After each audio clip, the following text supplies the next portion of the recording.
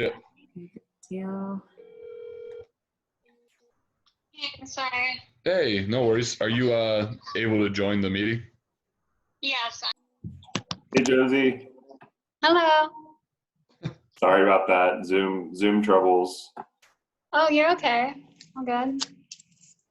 Um, so Callie and Joe have some more people than they anticipated in the center right now, so they're not going to join.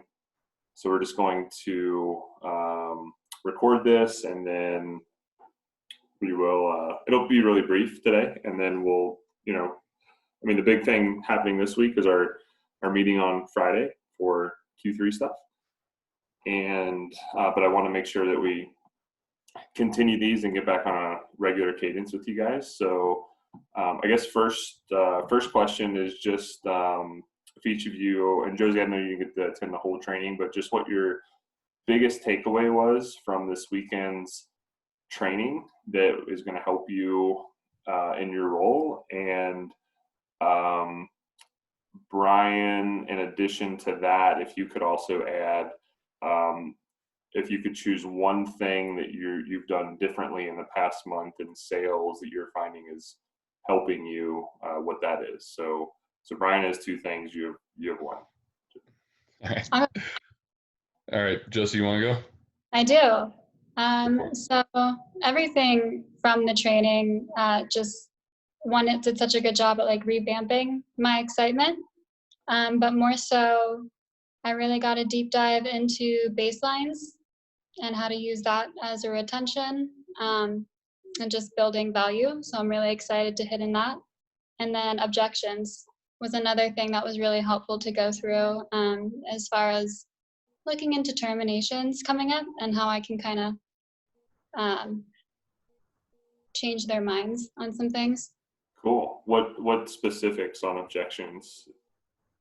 Well, one with the husband or like checking with the spouse, kind of gearing in towards, well, is this something that they would want you to like reach your goal, or like what would they need to see in here for it to be a yes for them, and then maybe even bringing them in, trying to get another person.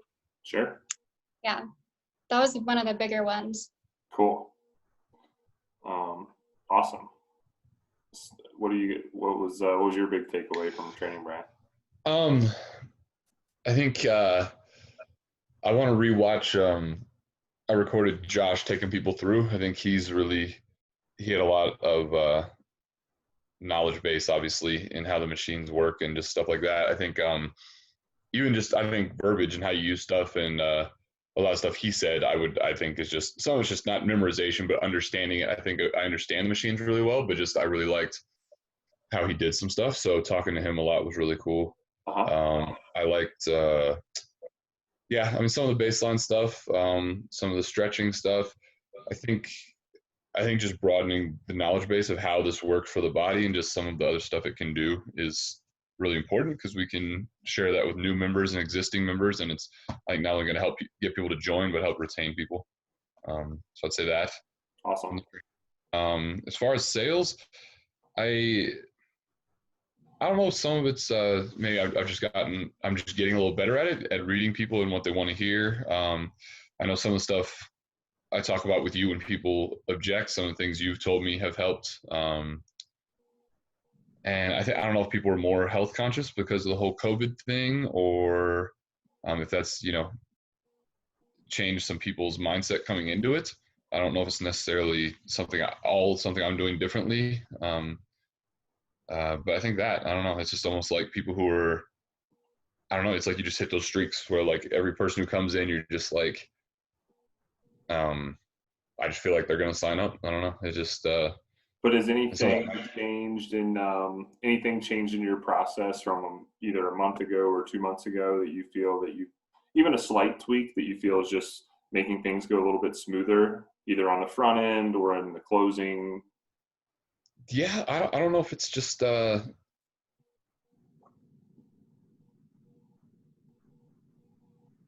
don't know, the virtual calls I think have just, and I think I still would prefer in person, but if I had a choice, but I'm more comfortable with those now than I was before. And I Mhm. think those are, like you said, something that just the more you do them, the more comfortable you get. Sure. I don't know. It just, I feel like a lot of it's been just people who I've been talking to have just been super receptive to everything and really interested. I just haven't been getting many people who show up and are just like, I'm just checking it out. I don't really know what I'm doing. Like most people have just been like, I'm really committed to my health and like I really want to. They've just been more excited about it. And I think I don't know. I'm hoping maybe that's just the fact that more people are hearing about it, and maybe the brand itself is getting a little more recognition. Mhm. And yeah, but I just think I have good answers for people, and I think yeah, I don't know. I can't put my finger on it exactly. Well, do me a favor and record a couple more this week Okay. and send them to me, because I have a recording from you probably 4 to 6 weeks ago, Was it that and long ago? something like that. I thought it was Yeah. like 2 weeks. No, I think it was longer than that. Okay. But either way, my guess is that you're doing some things better that you don't even realize since the last recording that we did. Mm-hmm. So Gotcha. it could be part of what you're saying too. It could just be, we're getting really good leads and people are excited, learning more about OsteoStrong. There's more opening in Denver. There's brand recognition. All of those things are great. And I think also just getting more repetition is great because you're getting more comfortable with it.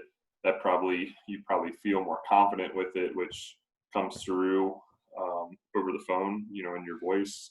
But I think referrals has been some of it too. I think a lot of my in-persons have been from the 3-month referral thing. yeah, And those people come in, it's just like, that's when I see a 3-month referral and it's just like a layup. I'm like, well, like let's just sign you up. And then I don't know, some of the phone calls have been like, oh, I know somebody who does OsteoStrong somewhere else. So I feel like people hearing about it from other people, even if it's not a direct referral, just anything like that is good. Anytime somebody says like, oh, I heard about a friend who does it and it's really good, or anything. So I think we really need to, when it comes to getting quality leads, I think it's really important to talk to members, and just really push that. Because I think if you can get somebody who refers somebody in, it's like, I think that's gold. yeah, I agree.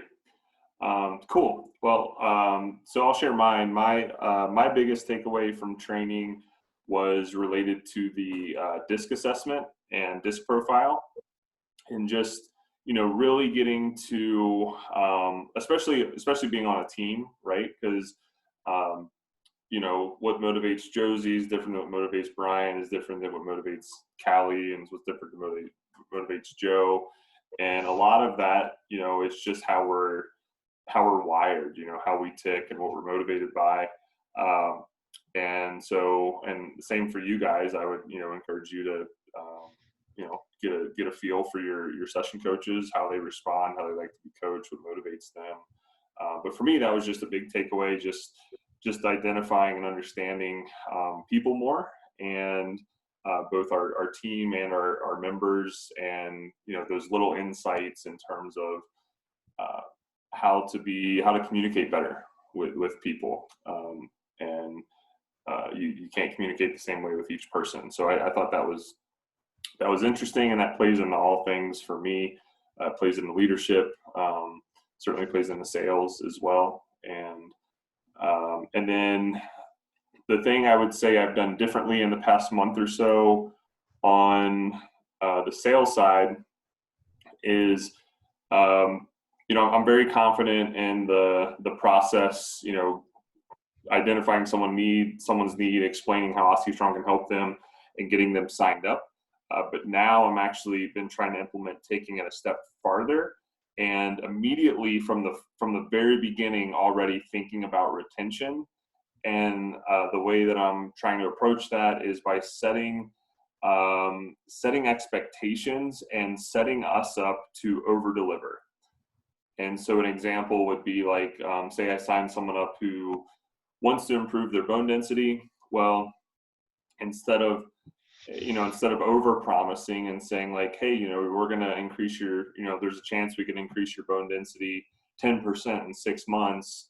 That thought then gets locked in their head. And then if they don't hit that goal, then they're disappointed. Instead, I'm under promising and wanting to over deliver. So I usually start with the framework of, hey, most of us are losing bone density each and every year. And coming here, the first thing we want to accomplish is we want to help slow that rate of loss. So as an example, if you're losing 2% of bone per year, if we can slow that to 1% per year, just as an example, that would be a big success, right? To cut that in half and get them to agree to that, right? That would be successful, and be like, furthermore, we'd love to see your loss stop entirely. So if your bone density scan stayed the same for the rest of your life, that's effectively you've stopped, and I know Brian explains this well, but you've effectively stopped the aging of your skeletal system. That would be a huge success. And then we have even seen people increase as well, which is almost like turning back the hands of time. And so that's just like a little piece that I'm trying to do at the end based on the person's primary need. That would be an example for bone density, but it's setting those clear expectations up front, because what I've realized is that anytime someone's disappointed in a relationship, in a product, in a service, doesn't matter, 9 times out of 10 they're disappointed because they have a different expectation in their head than what actually happened. And so if we can help frame those expectations from the beginning, we can have a better satisfied members. Yeah, I think when I've been taking people through, I think as far as retention goes, one thing I've been doing better or been changing is that I heard you today. You did so well. You what? I heard that today. You did super well. Oh, thank you. So when I take a member through, it used to be if they said, if they didn't do as well as they did the week before, I would just go into something like, hey, like strength is really subjective. It can, it can be affected by, if you had a bad night's sleep or if you've been working in the yard or this or that. So I was like, so strength goes up and down. So, don't worry too much about that. And I'll still say every now and then that's true. So I'll still use that. But now if somebody, I can tell they're discouraged that they didn't hit their previous mark or something like that, I'll say, hey, you know what, we do see an increase in strength over time, but I just want you to understand that at some point you are going to plateau. And our goal is just to get you to plateau above your growth triggers. I was like, honestly, at this point, it's pretty rare for me to set a new high on any machine, but I know that I'm hitting my growth triggers on everything, and that's what's really important. So I was like, I totally understand being competitive. I hope you can get a new high every now and then, but you're plateaued above all your growth triggers. So I just want you to remember that when you come in here. So, I was like, go for a new high, but if that doesn't happen, just understand that, we can't get stronger forever. And most people understand that, but I just think that's Everybody. I just think that's super important for retention, because if they start to feel like when they come in that they've plateaued and they're not doing good anymore and they're not reminded of what the goal is, then I think that's how we're going to lose people. And that's a great point, and that's the exact reason that we wanted to transition away from the old strength wall, because all the focus and the incentive of for the members was set a new best, move up the strength wall, increase your percentage. And that's not what we want people focusing on. I agree with you. We want people focused on come in, safely hit your growth triggers, load your body with more pressure than you do any other time, and let your body adapt. It's about consistency, and it's about coming every week. It's not about setting world records. Yep. Cool. Well, both of you guys mentioned objections, right? So, I wasn't planning on going into this, but I do want to touch on it briefly, because I think it is a really important aspect of both sales and retention, right? Because you're gonna get objections on both ends. You're gonna get objections in the beginning of why people aren't signing up, and then if you're trying to have a conversation about someone who's considering canceling, you might encounter some objections again, and the objections could be different each time. So, one thing that I always like to do is I like to confirm the objection first. And that basically means that they're telling you, when someone gives you an objection, they're basically saying there's this roadblock. I'm trying to drive down the road and there's this roadblock in my way. And what I want to know if that roadblock wasn't there, is the rest of the path smooth sailing, right? And there's nothing else that you're not telling me. So normally what I'll do is, someone tells you an objection. First I in a way will agree with them, right? Like if someone says like, I really need to talk to my husband about this. I would say that sounds like a great idea. I think you should talk to your husband about this. But let me ask you a question. Assuming your husband is supportive of you in this, is this something you want to do? Like if your husband says yes, are you looking to get started? And see what they say, right? Because if they say yes, and this is just the first step, right? We're not overcoming the objection yet. We're just confirming that is the real problem that's keeping them from moving forward. And so one of two things will happen. They'll either say, most of the time they'll say yes. If my husband says yes, or if I could afford it, or if my doctor said, whatever it is, you just want to confirm that's the only thing standing in their way. And then at that point, let's say that they say, yeah, if my husband says he'd support it, then, I'm in. And then you can say, okay, great. And then from there, there's a couple different avenues you can go. You could say, well, why don't, if it's a first time sale, what I would normally do at that point, I'd be like, here's what I can do.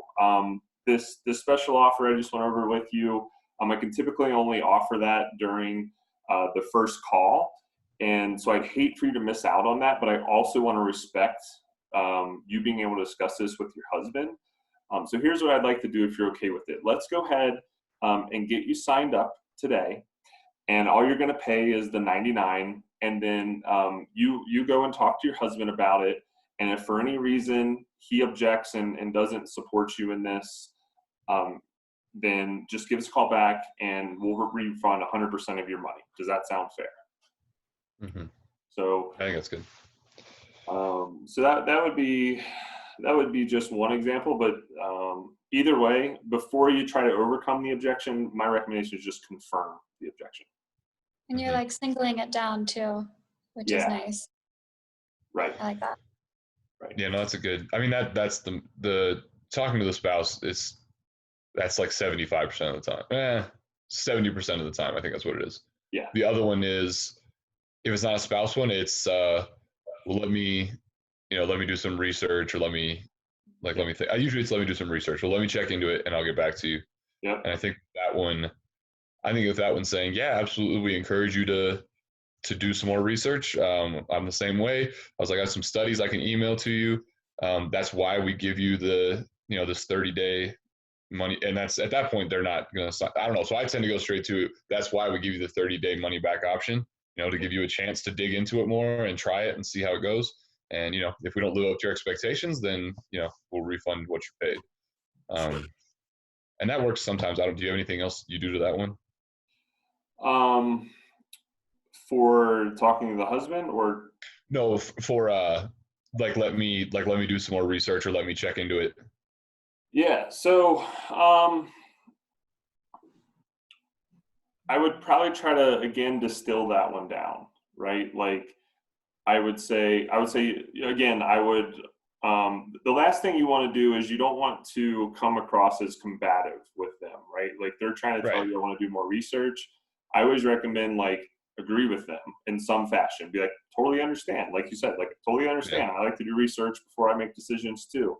But I would probably say, there's a lot of different studies and all sorts of stuff out there. And, you could obviously spend hours on the internet.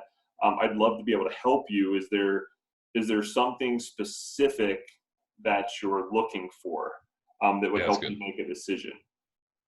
That's good. I like that.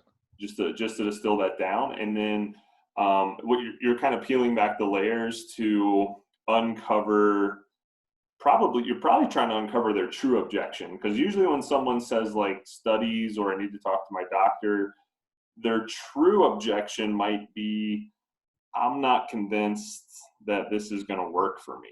That might be the real underlying objection, right? Right. And so so but they don't want to say that, because that, first of all, is very direct, and that could even come across as being very rude, or whatever, to say that to somebody, like, I just spent an hour with you, like, I don't believe you, Brian, I don't think anything is true. Yeah. So I would just try to continue to, I would say, don't fight them, understand where they're coming from, and just continue to ask questions. Just be curious. Be like, yeah, totally get it. Is there something specific you're looking for? I'd love to be able to help. Yeah. And see what they say. And you just want to get people talking, and then they might get to the point of like, well, I don't do anything unless there's a controlled study, or, I'm not sure if it's going to work for me, or, whatever it is. And then you can kind of decide where to go from there, and be like, yeah. I was kind of hoping at the training they do a little, like the objections one. I don't, like, they mostly just ask what type of objections are you hearing, and there was only at that meeting, how many open center owners were there? Like 4. Like the spring, like Boulder was there, Josh was there, we were there. So I mean, most people were pretty new. So we just pretty much tossed out normal objections you hear, which were all those, and then I feel like I did most of the talking. That as far as doing what to overcome those, but they didn't really give. She didn't really give anything like, this is how we think you should, or this is a suggestion. Like, pretty much what I put out there was all we had. So so I kind of wish you'd been there, because I mean, I think I gave some good ones, but some of those are really good. I think that's something that, as a team, as we come across objections, that whether we overcome them or not, I think it's important learning opportunities for all of us. So like, hey, I got this objection today. This is how I approached it. This is what happened. What do you guys think? Yeah. Yep. Agreed. So yeah, I don't know. I'm having a tough time even just thinking this through on a, I'm better objections when someone gives me a specific example, like, hey, someone said this to me, and then I think through, okay, well, this is how I might handle that. So right. I'll try to think of that more in a systematic formula style approach, but I definitely know the first thing I do each time is I just try to show the person some empathy by just saying I understand, and then try to confirm that is truly the objection. Yeah, no, I think the confirming the objection is a good idea, because I don't always do that. I just try to immediately think of like you said, I've never argued with somebody. I wouldn't do that. You don't ever want to do that. But I don't think I always distill it down like you. I think that's a good idea. Yeah, and then you can just, I think you can just keep them talking by asking questions. Like the husband example. If you confirm that that's the objection, then you could ask something and be like, well, does your husband normally support you with stuff related to your health? Do you know of any reason he would have a concern with you doing this? Like, does your husband normally care about your health, or is he usually not very supportive of you? Right. Like, okay. Well, no, I actually thought about that one the other day, and I was like, since I'm married now, I was like, if someone said that to me, I think what I would say, this wouldn't necessarily work for you guys, but I would say, be like, look, I totally get it. Me and my wife discuss everything, but anything related to her health, I would 100% support. I'm sure your husband would do the same for you, and just start leading down that path, Yeah. And then, but always give them that, that sense of security of like, if you can, the compromise is if you can get them to still do what they want to do while signing up, but take the risk off the table, then that's an easy way to overcome pretty much any objection. Yeah, agreed. I do honestly, to be fair, I remember when I was married, my ex had no idea what our finances were, how much money we had anywhere, and like she always asked me before she did anything. Yeah. So like that wasn't a control issue. She just had I wasn't overly like, no, don't spend anything, but like she just had no idea, like no clue. So I don't think she would sign up for something like this without talking to me first. Yeah. Back then. So I mean, I know it does happen, genuinely, I'd have been like, yeah, go for it. Well, I might not have. I But don't if she know. had come home and said like, "Hey Brian, I signed up for this thing, but they said I can get my money back if you don't agree with me doing this," like Yeah, that'd have been fun. Yeah, I wouldn't have been. kind of yeah. giving her a way out, you know. Yeah.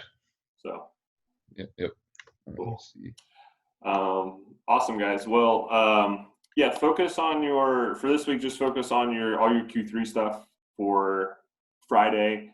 And then I have emailed out recordings of Brian doing a session, Callie doing one, and me doing another one. So if you guys want to watch those at some point, you can. Brian, I'd love to see another one of you recorded this week. Okay. And then Josie, whenever I know you're doing amazing things with all the KPIs you're focusing on, but if you at some point want to take a swing at a virtual sales call, you just let us know. I will let you know. I'm just finding myself just so busy with everything else that, like, as far as I've been getting is booking leads.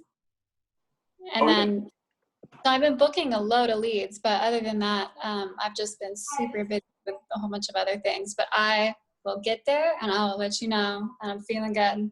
Awesome. Well, I like She's the, I always like busy. the pink, She's always busy. pink She's always shirt. running around.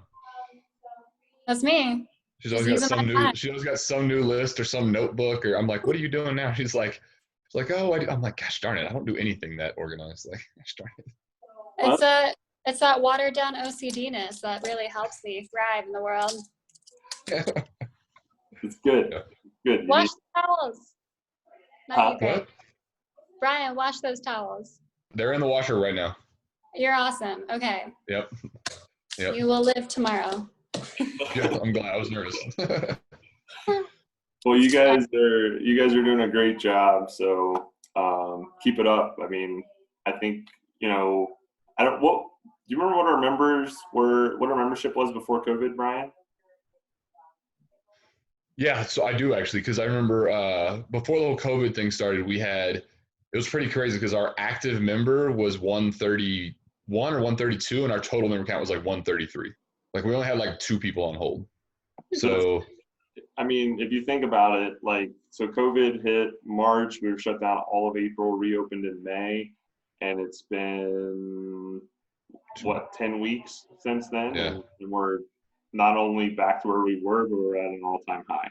So. Oh yeah, our overall member count's about almost 30 higher. Yeah. Awesome. About 30 higher. That's great. So we bounced back well.